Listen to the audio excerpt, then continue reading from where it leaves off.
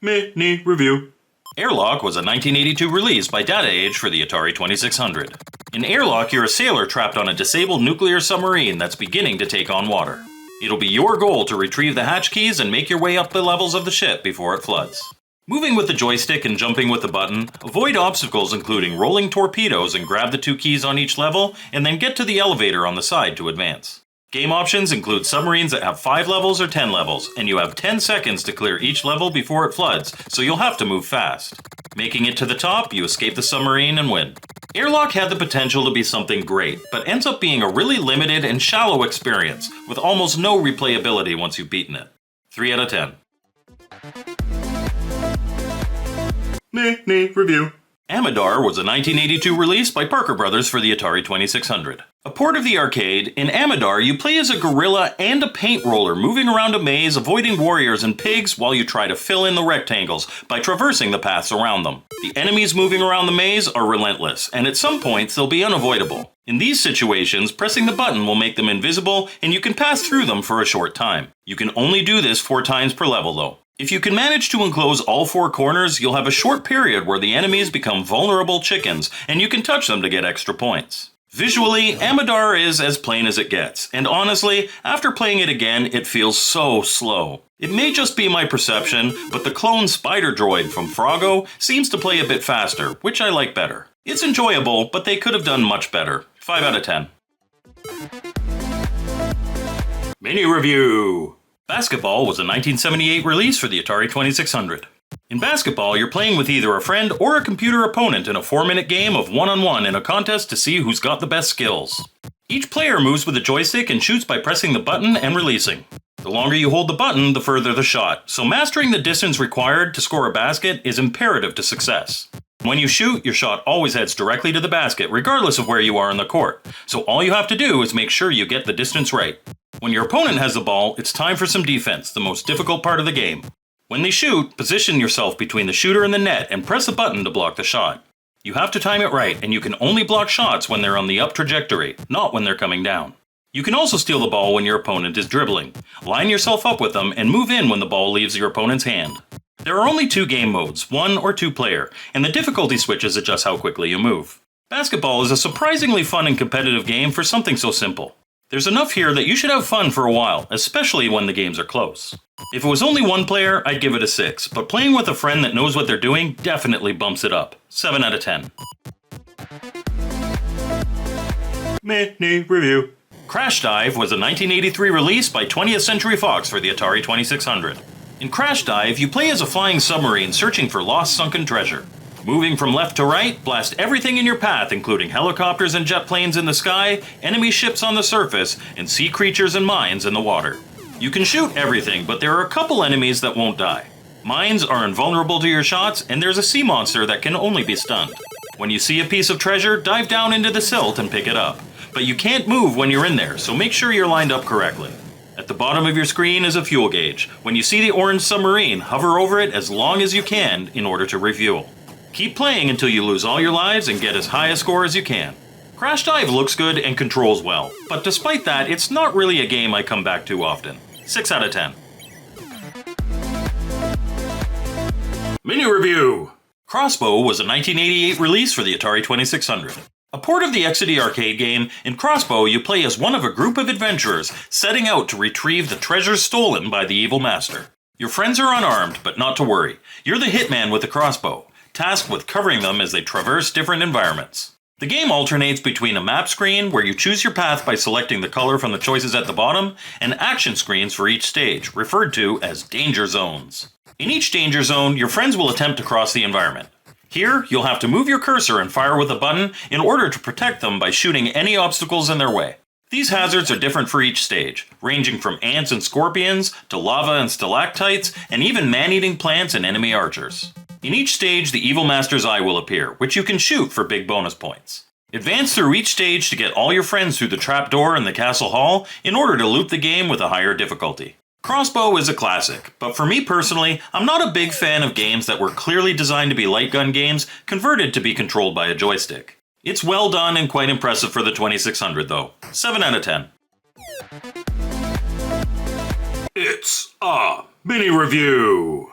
Encounter at L5 was a 1982 release by Data Age for the Atari 2600. A paddle game, in Encounter at L5, you play as an antimatter launcher in a life-and-death battle against evil megalite warships. This is a unique take on the shooter genre. Unlike other games, turning the paddle doesn't move your ship. Instead, the paddle moves your target reticule at the top of the screen, and your ship fires in that direction. If you want to move your ship, either to get better positioning or to avoid being destroyed, let go of the button. Your ship will temporarily disappear and then reappear at the same position as your reticule when you press the button again. Most enemies aren't must-kills. However, occasionally red death ships will show up and attempt to dive to the surface. These need to be destroyed, as if they reach the bottom of the playfield, you'll lose a life. Game settings adjust the speed of the invaders as well as 1 or 2 player games. Encounter at L5 is certainly unique, but kind of lackluster in its execution.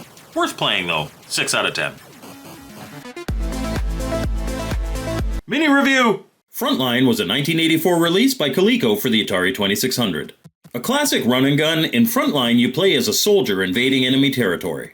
You'll play both on foot and in armored vehicles to get your mission accomplished. When on foot, move with the joystick and fire with the button. You fire in the direction you're moving, so it can sometimes be tricky to line up your shot right. When you come across a vacant vehicle, walk up to it, release your joystick, and press the button to hop in. From here, the controls are similar. Move with the joystick and fire either the machine guns or anti-tank missiles, depending on if you're in a light tank or a heavy tank. When stopped, you can also tap the joystick in the direction you want to fire in order to move the turret. To leave a tank, hold the button and you'll jump out. Something you'll have to do if your tank is hit and starts shaking. Frontline was a pioneer for the genre, but this port feels clunky at best, and although tank fighting can be fun, really leaves a lot to be desired. Play Commando instead. 5 out of 10. Mini Review! Gravitar was a 1983 release for the Atari 2600. If you've ever played Asteroids and said to yourself, I want more of this but on steroids, Gravitar is the game for you. Your task is to clear enemy forces in 12 solar systems to stop the evil Gravitar from destroying the universe. In each solar system is a killer sun with intense gravity that you'll have to avoid, an enemy base, and a number of planets full of bunkers. You can clear each stage by either destroying the enemy base or by eliminating all the bunkers on each of the planets. Rotate your ship by pressing left or right with your joystick, activate thrust by pressing up, and activate your shields and tractor beam by pressing down. You shoot with the button. On the solar system screen, fly to the area that you want to get to. Enemy ships will be launched from the base, and if you get close to them, you'll both be yeeted into deep space to do battle with only one getting to return. Touching a planet brings you to the surface, where you'll have to fight gravity in order to destroy all the bunkers as well as any ships in the area. You can also pick up fuel here with your tractor beam to extend your gameplay. Once you've done that, simply fly back to the top of the screen to leave. If you choose to attack the enemy base, you'll have to destroy the reactor and escape before it explodes. Later levels include dark galaxies where you can only see when you fire missiles, and game options affect enemy forces, gravity, and the number of lives you have, all the way up to 100. Gravitar is, simply put, a masterpiece. It's hard as hell, but once you start to get the hang of it, it's difficult to put down. Easy 10 out of 10. Mini Review! London Blitz was a 1983 release by Avalon Hill for the Atari 2600. Another game from the famous board game company, in London Blitz you play as a member of the British Royal Army Engineers on a seemingly endless task, roaming through London disarming unexploded bombs. The game plays in 2 stages. The first is walking the city in a first-person view in order to find the bombs. Pressing the button here activates a map screen to help guide you. Walking up to a bomb and pressing the button takes you to the second stage, bomb diffusion. There are 3 different types of bombs, and you'll need the manual to understand how to do this, but using the simplest bomb as an example, there are 3 sliders followed by 3 indicator lights and then a timer. Move between the sliders by pressing up or down, then adjust them with left and right to get the right combination. To check if you have the right combo, move up or down until all sliders are deselected, and then press right or left until you hear a beep. The indicator lights at the bottom will then tell you if you're right. Black means the slider is in the right position, red means the slider needs to be moved to the left, and green means the slider needs to be moved to the right. As you do this, the timer at the bottom ticks down. If the timer gets to the yellow phase, you can no longer leave the bomb by pressing the button. If you get the combination correct, the bomb is defused and you go back to the street scene to go and find another and continue to defend London. London Blitz can be daunting to approach, and the first-person movement through the streets can be really disorienting. But if you're willing to put the effort in, it can be a really intense and in-depth experience that's worth playing. Definitely not for everyone, but I like playing this one every now and then. 6 out of 10. It's a mini review! Megaforce was a 1982 release by 20th Century Fox for the Atari 2600. In Megaforce, you're on a mission to destroy enemy headquarters with your Moto Fighter while defending yours. Your craft is a hybrid motorcycle and airspeeder. When in the sky, pressing the button shoots directly in front of you, but when you're on the ground, you fire downward at an angle. Starting at your home base, move to the right across the desert, destroying enemies on your way to make it to your opponent's headquarters, and when there, destroy it to win the round. Of course, enemy ships will be trying to destroy yours as well, so each ship that you allow to pass could be a danger. In between the bases are fuel depots that you can destroy to replenish your fuel, which is shown at the top of the screen. If you run out of fuel, you'll lose a life, so make sure to keep an eye on it and refuel when you can. The different game modes change the amount of fuel you start with and how many lives you have. Difficulty switches change how enemy ships operate when they pass you. Megaforce takes some getting used to, and can feel frantic. However, when you start to get the hang of it and learn to proceed cautiously, I think it's one of the best Defender-style games on the system. Worth the learning curve and lots of fun for some strategic play. Solid 7 out of 10. It's a mini review! Midnight Magic was a 1986 release for the Atari 2600. A late game for the system, Midnight Magic is a video pinball game for 1 or 2 players that uses a joystick for play. To launch the ball, pull down on the joystick until the launcher is where you want it, and then push the button to send the ball into the playfield. Then press left or right to activate the respective flippers. Pull down to activate both at once. The playfield has 4 flippers, 2 at the bottom and 2 midway up the table. And the table is pretty standard fare with the required bumpers, a spinner, targets, kickers, and a center post that, depending on your difficulty setting, can either be activated by hitting certain targets or always be on. The table is also complete with scoring multipliers that can be activated by hitting all the targets at the top of the playfield. I've never been a big fan of video pinball, but Midnight Magic is graphically impressive and the ball physics are quite good. I wish it had a little bit more in the audio department, but sparse audio is to be expected on the 2600. Definitely the best pinball game on the system in my opinion. If you're a video pinball fan, you'll probably rank this higher, but for me, it's a 7 out of 10. Mini review. Picnic was a 1983 release by US Games for the Atari 2600. A paddle game, in Picnic you play as a fly swatter defending your food from an onslaught of bugs determined to steal your lunch. On either side of the screen you have a sandwich, and in the center you have a bug trap. As flies swarm down, they'll extend their freakishly long tongues, and if they hit the food, they'll take a chunk out of it. To keep them from doing this, you can swat them by pressing the button when their tongues are extended.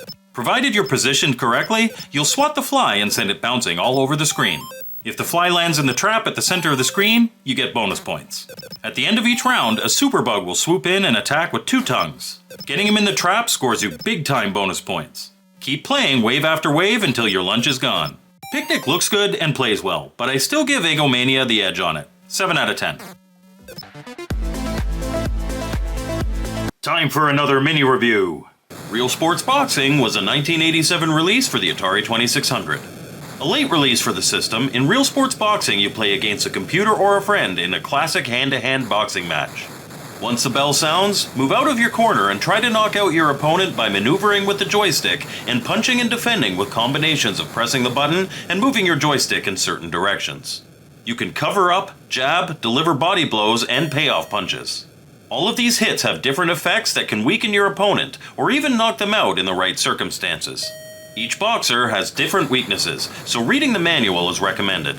Landed punches are recorded for each boxer at the bottom of the screen, and above that is a strength difference indicator. When this indicator is blinking, you have a big advantage and can go for the knockout. Land a payoff punch to try and knock your opponent down. Play up to 7 timed rounds or until someone gets either a KO or a TKO. Real Sports Boxing looks fantastic and plays surprisingly well. For those willing to learn the strategies, I can see this being quite competitive. I'm not generally a fan of fighting games, especially on the 2600, but this one was good. 7 out of 10. It's a mini review.